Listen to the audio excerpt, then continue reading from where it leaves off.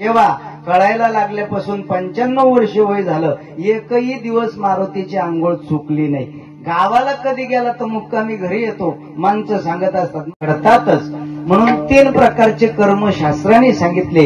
1 नंबरचं जे कर्म आहे त्याला सकाम कर्म म्हणा, 2 नंबरचं जे कर्म आहे त्याला नित्य कर्म म्हणा, आणि 3 नंबरचं जे कर्म आहे त्याला नैमित्तिक कर्म म्हणा. कशाला म्हणतात सकाम कर्म? कोणताही माणूस कर्म करत असतो, पण 1 नंबरचं जे कर्म आहे त्याला सकाम कर्म म्हणतात. त्याचं कारण आहे, कर्म करत असताना कर्माच्या पाठीमाग फळाची अपेक्षा ठेवून जे कर्म करतो त्याला सकाम कर्म असं म्हणतात. म्हणजे काम करतो पण काम करण्याच्या पाठीमाग फळाची अपेक्षा आहे, काहीतरी मोबदल्याची इच्छा आहे, त्याला सकाम कर्म म्हणतात. एखादा माणूस एखाद्या माणसाला पाराखाली सकाळी सकाळी भेटला 10 वाजता 8 वाजता, म्हणजे अरे 2-4 टाक्या औषध फवाराचे अद्रकीवर येतो का? तो म्हणलं येतो ना. रिकामा आहे का? म्हणले रिकामाच आहे. म्हणले लवकर ये जरा, आपल्याला उत्तर कार्याच्या निवदापर्यंत पोहोचायचंय, त्याच्या आधी 4-5 टाक्या मारून घेऊन जाऊ. तो म्हणला 8ला नाही, मी 7:30लाच येतो, पण आधी 500 घेतो मग येतो. पण ते काम करण्याच्या पाठीमागे त्याची 500 रुपये ही फळाची काय आहे? अपेक्षा आहे, भावना आहे. याला सकाम कर्म असं म्हणतात. कर्म करतो पण अपेक्षा ठेवून करतो. हे 1 नंबरचं कर्म प्रत्येक माणसाच्या जीवनात घडतं. सगळ्याला प्रश्न निर्माण होईल, महाराज बाबा जाऊन 13 दिवस झाले आणि नामस्मरण मृत्यू लोकात चालू आहे आणि बाबा रस्त्याला लागलेले, मग इथं नामस्मरण करायचा, तिथं काय फायदा होतो? तुकोबरा म्हणतात, करा हरी भक्ती परलोक येईल, करा हरी भक्ती परलोक येईल, हरी भक्ती परलोक येईल, हरी भक्ती परलोक येईल.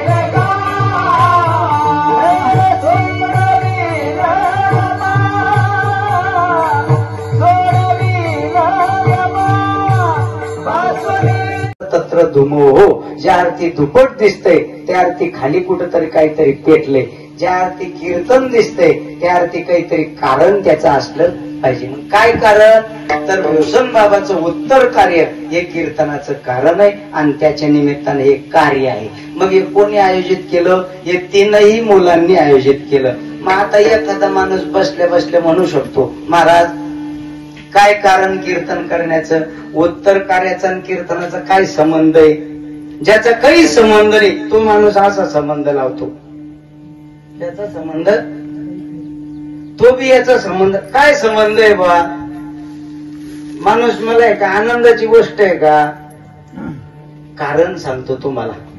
प्रत्येक माणसाच्या डोक्यावर 3 प्रकारचे ऋण असतात. काय असतं? ऋण. प्रत्येक आज जरी जन्माला आला तरी तो ऋण घेऊनच जन्माला आला. प्रत्येक माणसाच्या डोक्यावर 3 प्रकारचे ऋण आहे. शास्त्रकार असं सांगतात, त्याच्यापैकी पहिले जे ऋण आहे त्याला मातृपितृ ऋण असं म्हणतात 1.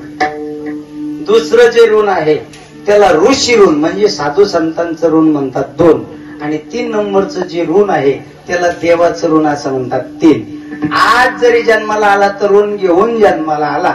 मातृपितृ ऋण, ऋषी ऋण आणि देवाचं ऋण, 3 प्रकारचा माणूस ऋणी आहे. आणि शास्त्र असं सांगतं, माणसाने कोणाचं ऋण ठेवून मरू नये. 3 गोष्टी करून माणसानं मरू नये. हे कीर्तन नैमित्तिक म्हणून बोलणं पडतं बरं. 3 गोष्टी करून माणसानं मरू नये.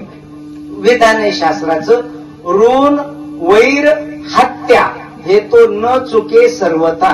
माणसानं कोणाचं ऋण ठेवून मरू नये.